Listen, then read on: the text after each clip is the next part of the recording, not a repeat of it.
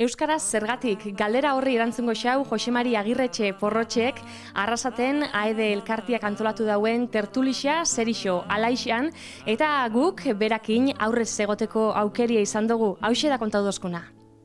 Kaixo, bai, ni naiz Jose Mari Agirretxe, Agirretxe Kerexeta, Lasarte Horiarra. 59 urte dituala ematen du, baina 53 dauzkat. Bizitzaren fase interesantean nago.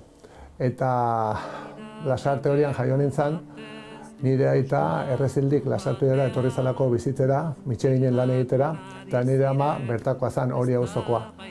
Beraz, bi euskaldun bat egin zuten Lasarte Horian. Baina Marimototzen kasuan, Mertxe Rodríguez Serrano dena, haren familia Kazeresetik, Alkoiarin herritik etorri zen Lasarte Horiara, baita ere Michelinen lan egitera. Familia erraldun bat, Lasarte Horian bat. Lasarte Horian bizitzen jarri zen. Eta Michelinen bat egin zuten bi aitek. Erderaz mintzo baitzen, berak jakin nola, gure herri maiteaz zuen. Herria eraldatu zen, baino ez bakarrik populazioz hori ere bai. Aldatu zen Lasarte Horia bere nortasunean eta bere hizkuntzan. Pentsa, Lasarte Horiako Michelin fabrika, frantsesa izanik, mandoen arteko edo nagusien arteko hizkuntza frantsesa zen. Langile gehienena gaztelera. Eta euskera zen, ordura arte urte gutxitan euskera nagusi zen hizkuntza, ania batera entzuten ez zen hizkuntza izatera pasa zen. Hori Michelinen eta hori Lasarte Horiako kaleetan ere. Frantses egin nagira, joan den aspaldian. Beno, Eskola Nazionaletan ikasi nuen eta gazteleraz noski. Aizia ere gazteleraz nuen lagun artea, Kirola, Texas futbol taldean ere jokatu nuen. Eta Reala fitxatu ninduen, 2 urte izan nintzen infantiletan, eta trofeo a la furia eman zidaten bietan. Belarra, txintxarrak ere jan iten ditun. Elkartasuna bezala, eman eta jaso eta eman, eta guain artrosia daukat belaunian. Baina kontua da, nire kale hizkuntza gaztelera zala.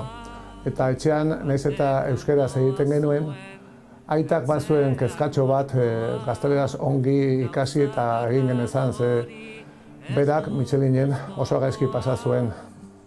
Euskeraz ia inork egiten ez duelako eta gazteleraz bea etzalako oso ongi moldatzen. Gaztainaren aldaskez jantziri pagoa, baterria goratzen arrotz baten gisa. Kuku. Bueno, esan dizuete euskeraz ere egiten genuela etxean eta euskeraz ere moldatzen genean, baina traketx. Eta 16 urte bete nituenean, ez dakizu ezer gertatu zitzaidan. Papatean, ahots zerutiar bat entzun nuen. Nor zara? Non bizi zara? Non bizi nahi duzu? Nor izan nahi duzu? Nola? Gau eta egun euskeraz bizi nahi dut. Eta aekan eman nuen izena. Euskaraz bizi nahi dut. 5 urte eman nituen aekan, alfabetatzen. Eta magisteritza euskaraz egin nuen. Nire bizitzako ikasketa ibilbide guztia gazteleraz egin ondoren, magisteritzan 18 urtekin hasi nintzen euskaraz ikasten. Ederra ez da? Kontua da, euskaraz hasi ginela magisteritza ikasten eta euskalgintzaren giroan ere murgiltzen hasi ginela. Eta orduan, Lasarte Horian euskara talde bat sortu zen. Lasarte Horia berreuskaldundu dezagun euskara taldea. Poesia zero, orain, jakun, berbaro, eta horrelako hitzak entzuten dian. Orduan, aktivistak ginen, ekintzaileak. Gau eta egun euskaraz bizi nahi dut, ta osa bera egin. Esan bezala, ekintzaileak ginen, oraindik txetorri gabe, soziolinguistika zertzanua, gu ekintza. Autobusen letreroak eta euskaratu, kale izendegiak, Kalle Mayor, kale nagusia, elebidunez jartzea ditxik ginen, eta ikusten zana saiatzen ginen aldatzen. Baina gut artean, magisteritza ikasten, eta kolo orduan ere irakasle zan, nun eta Lasarte Horian orain dela 35 urte, Lasaretako haurren 80% A-ereduan ikasten zuen. Haientzat, euskara etzan etxean existitzen, ez da kalean ere, eta eskolan asignatura besterik etzan. Horregatik pentsatu genuen haurrentzat ere lanean hastea. Euskara, alaitasunez, kalera ateratzea, eta Olentzeroren jaialdia egiten hasi ginen. Eharra. Eta Olentzeroren jaialdia egin genuen, behin. Ni Olentzero nintzen, Takolo baserritar bat, eta horrela eman genituen urte batzuk. Gelak igotzen zian eskoletakoak banan-banan holtzara. Baina konturatu ginean urteak aurrera egin ala, jaialdia luze jotzen zula, igo eta jetxi, joan etorri horretan, eta umeak eserlekuetan lurrean ipurdia mugitzen hasten zirela. Horregatik pentsatu genuen handik 5 urteta, pailazoz jantzi, kasetean zegu, kasetaren garaikoa gara, kasetean 4-5 abesti grabatu, Manu Urrietanak, ikastetxe guztietan batera ikasi, deno kantatu, moztu jaialdia, eta Olentzero hori bihurrikerien bat egin. Egun bateako abentura behar zuena, jarraipena izan zuen. Handik 6 hilabetea Euskararen egunen izan Lasarte horian da, hala esan ziguten. Egingo dituzte, aurrekoan bezala Olentzero jaialdian txorak egin batzuko zehotzerun mentzat. Animatu ginen.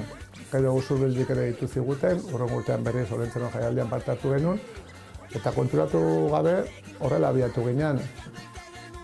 Ametxetako bide batean, zer gutxi jakin da, ez kontatu inori, baina hasiera haietan tartekari patxaran bat hartzen genuen, holtzara hiru aurretikan.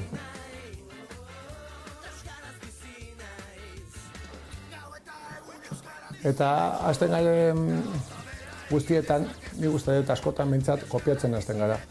Gure referenteak, Televisión Española 1, UHF izan gara gure garaikoa, Gai Fofo eta Milikian ibiltzen zian, gure aie bezala jantzi luzeak egin genituen, dabiatu ginean, txirrimirri eta txirriton hasia ziren dagoeneko ikastola munduan eta, baina esan bezala gu Eskola Nazionaletakoa ginean, hanik hasi genuen eta, bueno, horrela hasi abiatu ginean, kopiatuz, sketch klasikoak egiten genituen, tartean bazan bat tortillarena, Takolok ekartzen zituen arrautzak, eta tortilla prestatu horretik malabarismoa egiten zuen.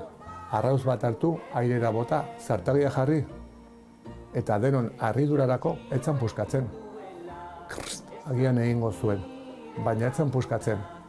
Nik bota, zartagia jarri eta etzan puskatzen. Ze misterioa. Takolo pailazo azkarra zen, aurpegi zurea, pailazo gintza klasikoan legez dan bezala, eta egosi egiten zuen arrautza, irekin, gogortu. Erretu da gaioarekin, puntutxo bat emarkatzen zion eta ura hartzen zuen. Azkarra zala uste zuen, baina dagoeneko ordurako bazeuden magia dendak plastikozko eta gomazko arrautzekin. Bueno, gu artisau jaio ginen.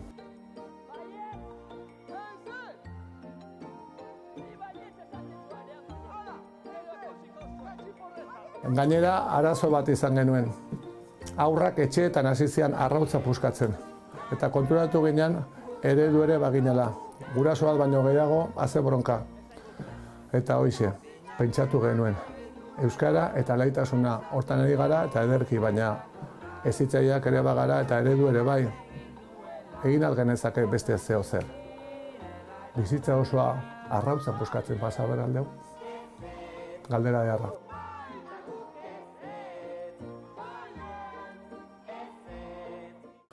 Kopiatzen bakarrik ez, poliki-poliki sortzen ere hasi ginen eta zeri egin kanta bat. Hasieran pentsatzen genuen, ze gauza dauzkate gustoko aurrek. Izozkia, bola bat, bola bi, txokolate, marrubi. Hasi zerrenda egiten, baina egiten zen momentu bat, zerrenda agortzen zitzaiguna. Eta hasi ginen gai sozialak lantzen. Baserria, Kintxo Barrilete, inguruan genituenak gertu. Berehala konturatu ginen erregintzak eta gai horiek eskaintzen zigutela iturri ahortezin bat. Gai bakoitza lantzen hasi orduko zerrenda betetzen joatzen zitzaigun. Ta gora kintxo, kintxo barrilete. Kintxo barrilete egin eta bizilagun bat hurbildu zitzaidan. Junkal.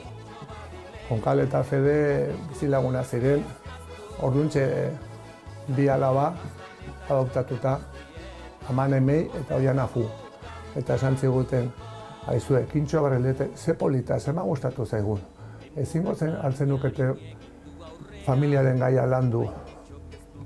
Eskolan eta bestelakoetan, zuaiz genealogiko horretan, familia tradizional bat agertzen da, iaia modu bakarrean eta errealitatea beste bat da. Eta horrelaxe, Familia Mila Kolore proiektua jarri genuen martxan. 6 ipuin, familia ezberdinak.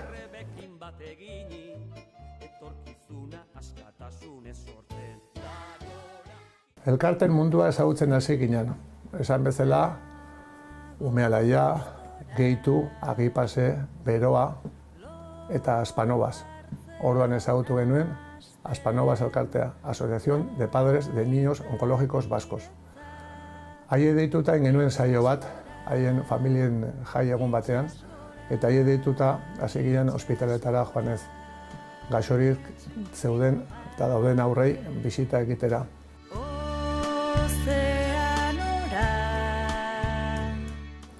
Eta gogoan dugu oraindik behin bisitak egiten ari garela, gela baten atea jo eta 16 urteko Ane, erora gurane pirata ezagutu genuen eguna. Han zegoen ohea gainean zutik gure zain gelara sartu eta maite zaitut dantzatzen ari zitzaigun. Harrigarri izan zen zerbait oso berezia eta gelatik ateratakoan Marimototx eta Urbilok elkarrekin hizketan erabaki genuen urrungo urtean Marimototxi mototxak eroriko zitzaizkeola eta minbiziaren gaia landuko genuela. Horrelaxe sortu zen Aspanovas elkartearekin, pediatriako, onkologiako profesionalekin, senideekin, eskerrik asko proiektua. Guretzat mugarri bat izan zen Aspanovas, Aspanogi eta elkarteak ezagutzea. Zer da umorea? Umorea izan daiteke txiste bat, barre argara bat. Gaur egun, WhatsAppak ere txistez josita daude. Baina umoreak guretzat beste zentzu bat hartzen hasi zen. Umorea bada jarrera bat egunerokotasunean har dezakeguna. Etxetik atera, irribarre bat aurpegian margotu eta bizitzan egotekoa, bizitzari aurre egitekoa. Jarrera eraikitzaile bat, jarrera errespetuzko bat, jarrera baikor bat, mundua aldatzera eramango gaituena egunerokotasunean gauza txikitatik abiartuta. Hoize da umorea.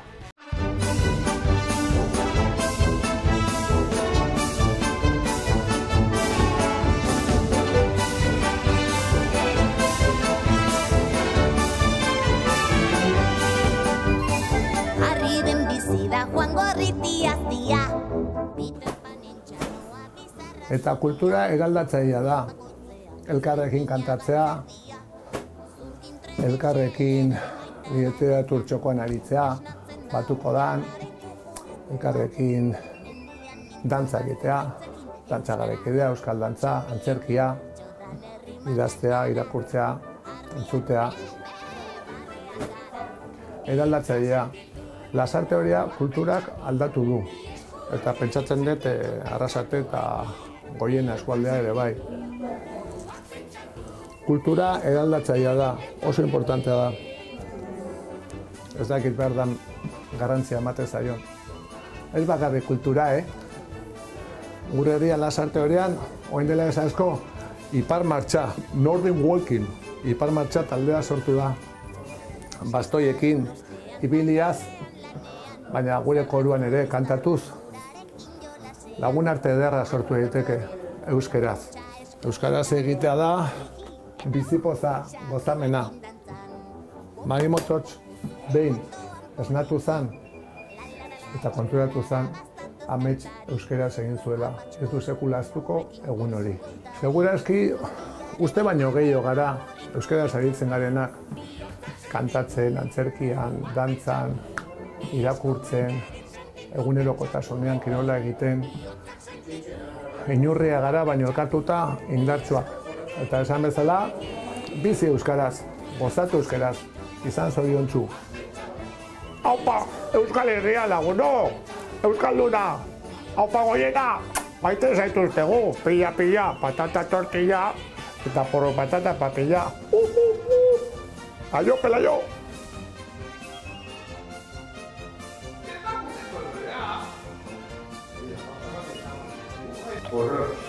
Borobila.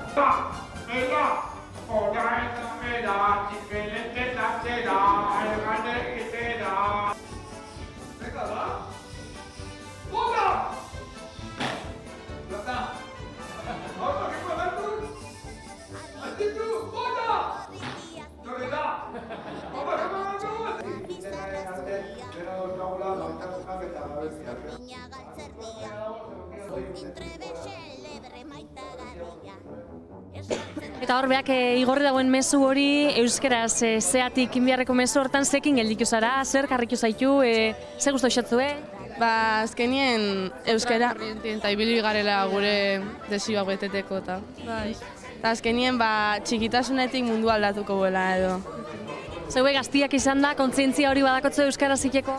Bai, zorionez bai, txikitxotatik inkulka duzku, Bai. Nik uste dut hor, hori ez, gako batzuk munditxula, euskeria, badala, altxor badukoguna Euskal Herrian ez dala bakarrik komunikaziorako tresna ez, badala bai, balio batzuk transmititzeko tresna, eta bueno, hor aukera pila bat zabaltzen jakula, eta bueno, lanian jarraitzu behar dugula, herri euskaldun bat lortze behian. Oso interesantia. Oso gustora. Oso gustora egonaz. Oso butil jatorra da eta oso gustora. Gustora bai. Zeu gainera euskaltegi xen zabit, ez da ontsi zebitzen komentaikien jubilau eta euskaltegi xen hasi zinela. Horren dela urte pare bat jubilatzen nintzela eta nire helburua zen euskarari beldurrak entzea. Eta 2015 urtean hasi nintzen ahekan.